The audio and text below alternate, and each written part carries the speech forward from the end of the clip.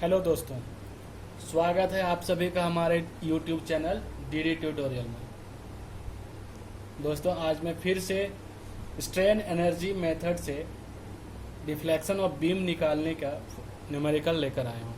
इसके पहले मैंने एक छोटा सा एग्जांपल से बताया था कि कैसे हम लोग स्ट्रेन एनर्जी मेथड का यूज करते हैं deflection of beam find out करने के लिए। तो आज आप देख पा रहे होंगे स्क्रीन पे मैंने एक न्यूमेरिकल का एग्जांपल लिया हुआ है।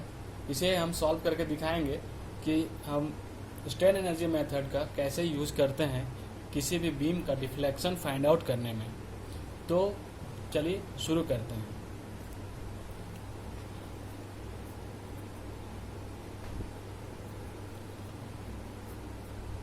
दोस्तों, आप तो जानते ही होंगे स्ट्रेन एनर्जी का जो फॉर्मूला होता है वो होता है हमारा यस स्ट्रेन एनर्जी लिख सकते हैं या फिर शॉर्ट में यस ही लिख सकते हैं, और नहीं तो इसका सिंबल है यू से हम इसको स्ट्रेन एनर्जी को डिनोट करते हैं। तो U equals to 0 to L m square by 2EI dx। तो यहाँ पे m क्या है? मोमेंट है। तो हमें मोमेंट फाइंड आउट करना है। उससे पहले ये जो RA और RB है, ये हमें दो रिएक्शंस फाइंड आउट करने हैं। तो हम लोग इसको रिएक्शन कैसे फाइंड आउट करेंगे? रिएक्शन फाइंड आउट करने का तो तरीका मोमेंट अबाउट एनी पॉइंट लेकर के हम लोग कर सकते हैं, लेकिन चूंकि हम लोग यहाँ देख रहे हैं कि ये एक कंसंट्रेटेड लोड लग रहा है, यहाँ पे इक्वल डिस्टेंस है, यहाँ A से या सेंटर तक, सपोज इसको C मान लीजिए, तो A से C और B से C तक इक्वल डिस्टेंस है, इसलिए हम लोग इसको नॉर्मली 2 से डिवाइड कर देंगे। तो क्या होगा, ये सिमेट्रिकल बीम कंसेप्ट से इसको अगर RA इक्वल्स टू RB 60/2 हो जाएगा और ये 30 किलो न्यूटन ईच हो जाएगा। ठीक है, अब हमें क्या फाइंड करना है? बेंडिंग मोमेंट, जिसको हम लोग m से डिनोट कर रहे हैं इस वाले इक्वेशन में। तो बेंडिंग मोमेंट फाइंड आउट करने के लिए हमें यहाँ से इधर और यहाँ से इधर किसी भी डिस्टेंस पे, किसी x डिस्टेंस पे हम लोग को मान सपोज करके वहाँ पे हमें क्या करना होगा? बेंडिंग मोमेंट फाइंड आउट करना होगा। तो सपोज कीजिए कि हम RA से किसी डिस्टेंस x पे और RB से किसी डिस्टेंस x पे अगर बेंडिंग मोमेंट फाइंड करते हैं तो वो हमारा क्या हो जाएगा? अगर RA से करेंगे तो RA कितना है? 30। यहाँ से किसी x डिस्टेंस पे ले लिए तो ये हो गया 30x। सेम उसी तरह RB से भी करेंगे तो 30, RB इक्वल्स टू 30, और किसी x डिस्टेंस पे तो ये भी 30x हो जाएगा। तो ये दोनों के लिए हमने एक कॉमन सा ले लिया है बेंडिंग मोमेंट 30x। ठीक है, अब आगे बढ़ते हैं। अब हम लोग यहाँ देखेंगे कि हमें इसको कैसे आगे फॉरवर्ड करना है। तो सिंपल सा U लिख करके हम स्ट्रेन एनर्जी पहले फाइंड आउट करते हैं। स्ट्रेन एनर्जी का फॉर्मूला क्या है friends? Integration of m square by 2EI dx। ठीक है, तो हमें पहले इस हाफ का देन इस हाफ का इंटीग्रेशन करना है। इस हाफ का इंटीग्रेशन कहाँ से करेंगे? 0 से 4 तक, और इस हाफ का इंटीग्रेशन 0 से 4 तक। यहाँ आप एक चीज़ नोटिस कर रहे होंगे, यहाँ इलास्टिसिटी कांस्टेंट क्या है? EI है, और यहाँ 2EI है। तो हमें इसी तरह के तरीके से फॉर्मूला में पुट भी करना है। तो चलिए देखते हैं। इस वाले हाफ को हम पहले इंटीग्रेट कर रहे हैं, तो इसका क्या है हमारे पास? इसका हमारे पास वैल्यूज है 0 to 4। तो यहाँ m स्क्वायर का वैल्यू क्या आ जाएगा?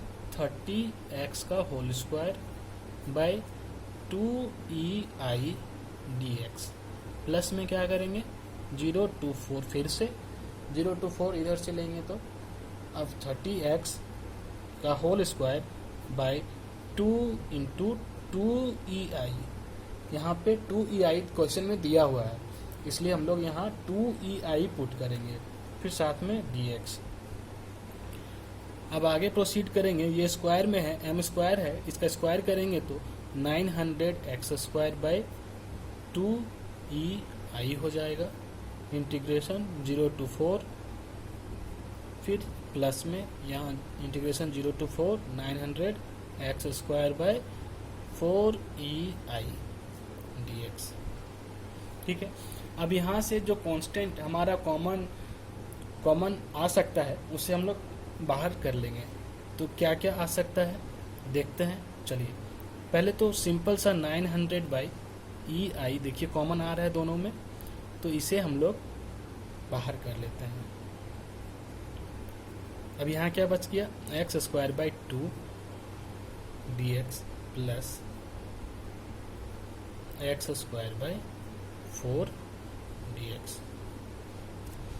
फ्रेंड्स, क्या हम ये जो यहाँ इंटीग्रेशन बच गया है 0 to 4 x square by 2 dx plus 0 to 4 x square by 0 to 4 integration x square by 4 dx, क्या हम इसे भी ऐड कर सकते हैं या क्या कर सकते हैं? कुछ पॉसिबिलिटी दिख रहा है यहाँ, तो हमें लग रहा है कि हम इसको ऐड कर सकते हैं। तो चलिए ऐड करके देखते हैं क्या आता है।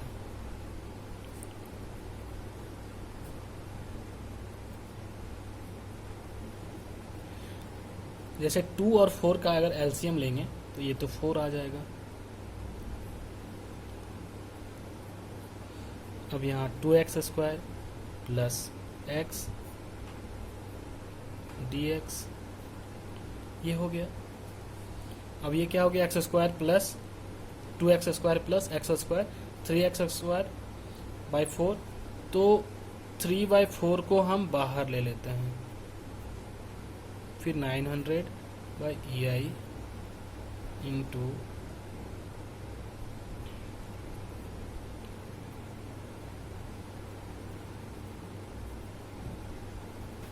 ये बच गया हमारा, यही ना बचा। अब हमें इसका इंटीग्रेशन करना है। देखिए 3/4 into 900 by EI into x cube by 3। अब इस एक्स क्यूब बाई 3 में हमें इंटीग्रेशन का upper limit then lower limit put करना है। तो चलिए आगे देखते हैं। अपर लिमिट और लोअर लिमिट पुट करने के बाद हमारा वैल्यू क्या आता है, ये हम इसमें वैल्यू पुट कर रहे हैं।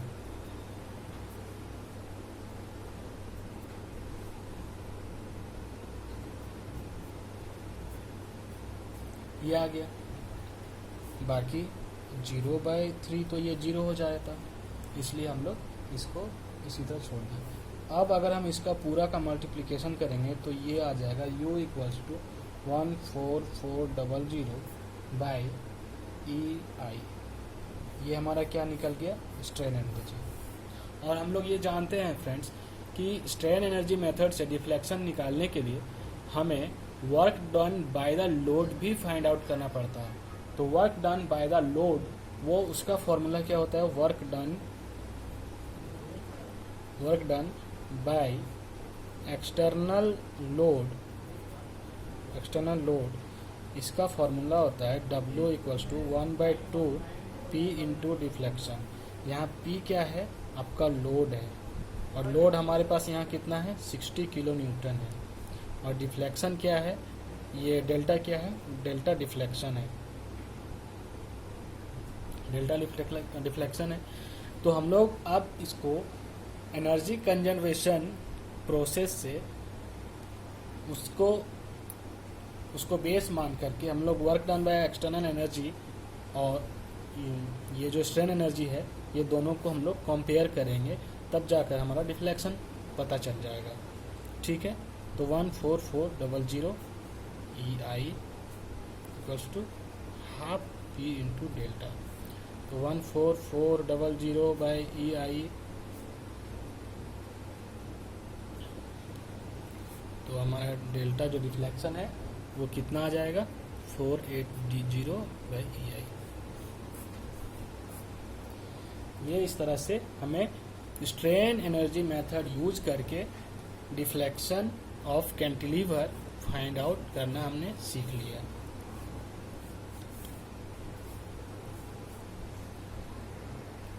फ्रेंड्स, तो एक बार अच्छे से देख लेते हैं कैसे हमने सॉल्व किया। सबसे पहले हमने इसका स्ट्रेन एनर्जी का फॉर्मूला लिखा, उसके अकॉर्डिंग हमें पता चला कि हमें क्या क्या कैलकुलेट करना है इस प्रोसेस को आगे प्रोसीड करने के लिए।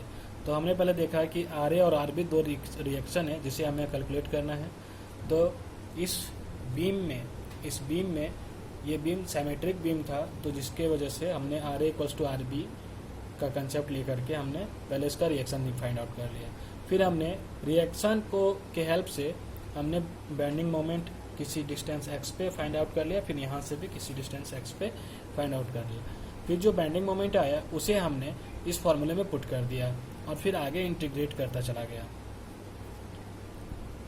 एट लास्ट इंटीग्रेट करते करते हमें स्ट्रेन एनर्जी तो फाइंड आउट हो गया।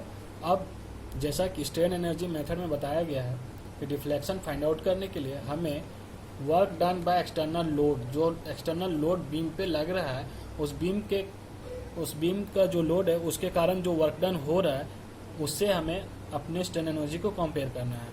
तो on comparing ESE and WE तो हमें डिफ्लेक्शन फाइंड आउट हो गया। यही हमारा आंसर था जो हमारे क्वेश्चन में पूछा गया था। तो ठीक है दोस्तों, अगर अच्छा लगा हो तो लाइक, शेयर और सब्सक्राइब जरूर करें। बाकी आपकी मर्जी।